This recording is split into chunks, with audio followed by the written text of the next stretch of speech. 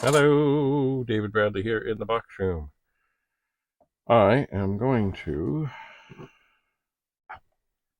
Oh, cables are stuck on here. I'm going to test the 1525 printer that I found in a box that I think years ago I found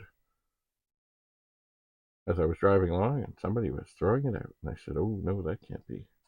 Because, you know, parts are good. But so far, it seems to work. Let me just get it here.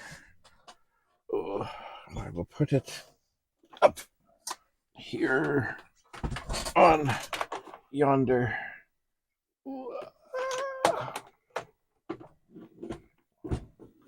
I will put it up on top of the disk drives. I will plug it in and let's see, what mode have I left it in? Okay, it seems to just be in the regular thing. It did seem a little slow off the mark there. Actually, you know what I may do for a moment is I may bring it down here.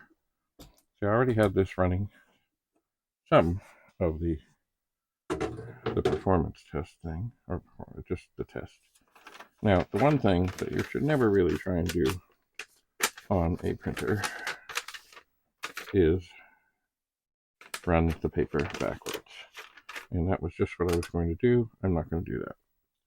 I am not, because it just turns ugly. I don't know how many times, especially in offices and things, and this isn't just a Commodore thing, it's like, especially when people are doing labels, people somehow feel that it is a sin to waste a label when setting things up. So let's just run the thing backwards and have the label come, what is going on here? Come off the adhesive and stick on the printer. What's going on? I got this upside down. Maybe it's upside down. Oh, there it is. It's funny, I'd forgotten. Okay, it's on. I'd forgotten that the 1525 is one of those things, like most everything, has two serial ports so you can then connect something else. Oh, but this does not. It just has one. It has one. So I'm going to turn this on. Okay. Now there is the performance test thing. And I know it's too long for what I have in mind. So I'm going to list a little bit here. And I'm going to say, open 4,4 CMD4 quote list to 11. Why is that not working? What's going on here? Hold on here. Okay, the number pad is not. Oh, that's right.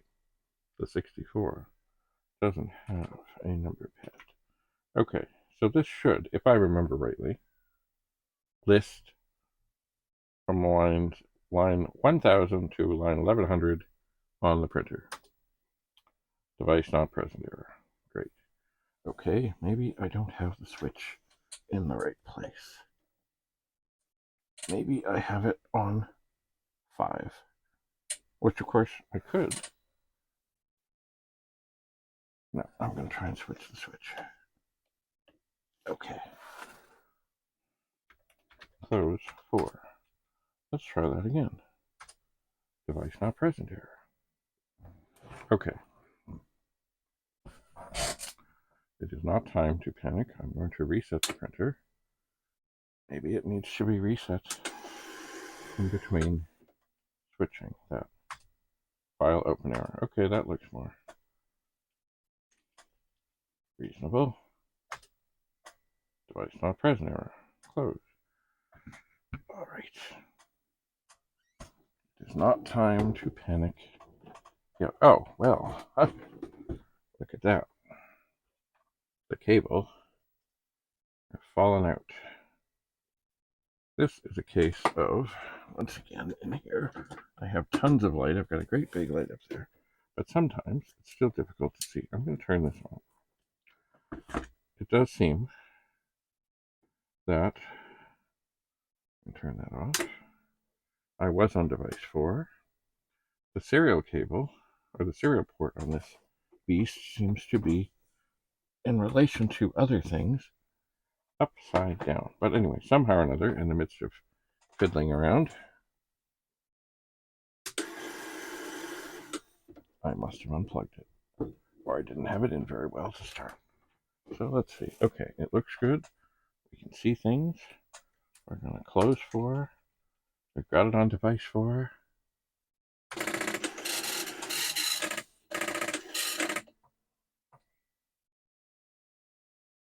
Oh, right.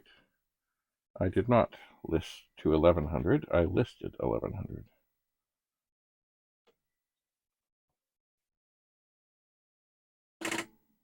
Okay, and we have a file open here. Okay, I think we have enough paper in here to do this.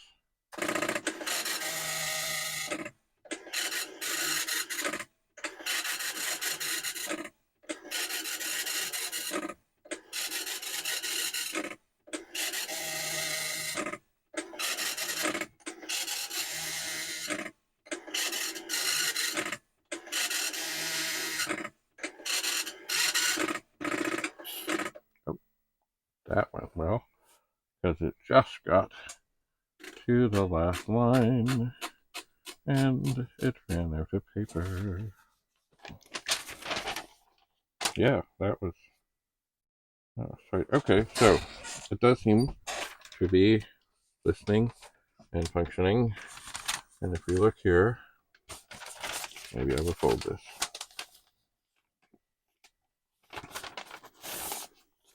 We will see that there are the lines from the performance test from 1000 to 1100. There they are. The ribbon, looking at this, it's certain, it's old. Some of it's darker than other stuff, but it's working. But keep in mind, I hate printers. I hate them. They don't store nice. I don't really hardly ever need to use them, but they are part of the history of Commodore. They are. Even though, with the MPS 801, which was another similar printer to this, obviously I think they got them from Comrex, or Comrex made them for them, because eventually Comrex came out with their own version of the same Commodore awful printer thing. They did. Anyway, so backing up to what did I do? Well, I had a program in here, and this is what I've done forever. Oh, I guess I should close 4. Is when the printer's device 4, open 4, 4, CMD4, which I believe stands for Command 4, and then, if I wanted the whole program, I'd say then list. Now, if I had another program in, like a word processor or something else, then I would tell it to print. I would do that somehow or another. On the back of this machine, as I mentioned, there's only one serial port. So when you're hooking this up, don't think you're going to daisy chain something else, because there's no port there. Also, there's a switch on the back at the far side near the serial port, which the serial port is strangely, from what I can remember, it upside down. There's a little mark on the cable, the way to plug it in. And if you have that up, it'll never go. You got to turn it right round, right upside down, put it in. It'll be fine. Anyway, the switch on the back, as if you're looking at the printer, at the back side of the right, there's a switch that's 4, 5, and test. You have it on test, it'll test it. You have it on 5, it'll be device 5. You have it on 4, it'll be device 4. And why the different device numbers on printers? Well, because there were often people who would have one printer set up to print on regular paper and the other printer set up to print on labels. and it was good that you could have them connected at the same time and just send different things to different printers without a switch box or anything else. But of course, if you have two 1525s, you would have to, well, let me think about this. You can't, like, they don't have a second port. So you would have to have something else in line that you could go. So I guess you could go from a 1541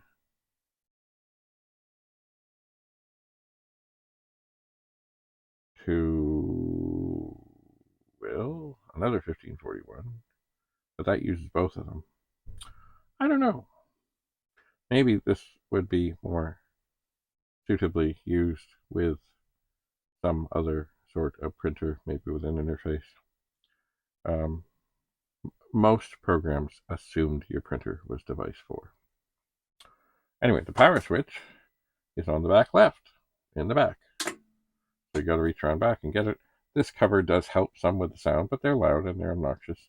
This printer is in pretty fine shape, actually. It's not terribly, disfigured or discolored or anything like that.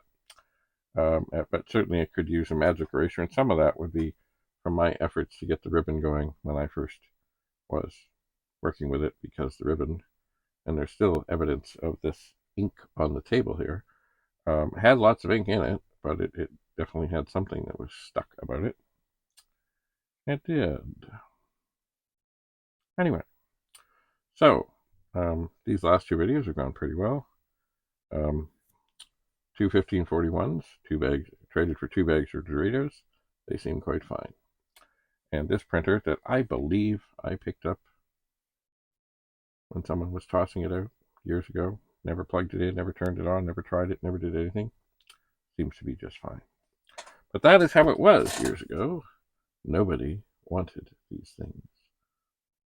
Their new IBM compatible was coming in, so why would they need their Vic-20 anymore? Yeah. Anyway, I'm glad I happened to drive down that street, if in fact this is the printer I think it is. Anyway, I think I will head to the basement and see what else I can see and bring some stuff up. And I'm still working through the water damage, but thankfully so far not much related to Commodore things has been ruined. Although I tell you, there were a couple, maybe I mentioned this before, there were a couple of Commodore 64 like sports bags that they used to give out with this package of things, which I used quite a bit. Anyway, 2 of them are absolutely just ruined, so they're done. But I have some others around, so, attrition. But it still bugs me. I had no clue there had been any, even minimal water can cause much damage. All right, I still intend to get a 64 up here and test it out. Oh yeah, there's one.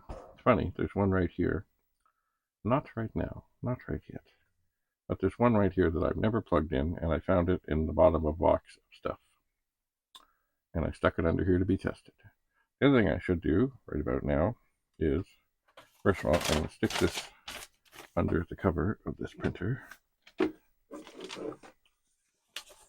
Oh, and you know what? Maybe I can write on it. Say, oh, that was horrible. Oh, okay. And this is now on my September of 2023. Who would have thunk it? And then I will stick this in here somewhat, sort of, kind of, so I know it's there. And I will certainly give this a little wash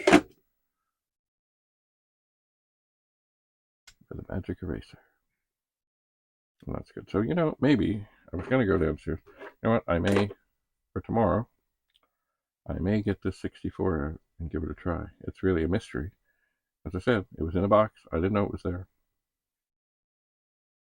But that's the way it is. In the box room, in the pet room, in the basement, here and there. Many mysteries from the past appear. So, anyway, thanks so much for coming. We will see you again. And I think, yes, we'll test out a Commodore 64. Bye for now.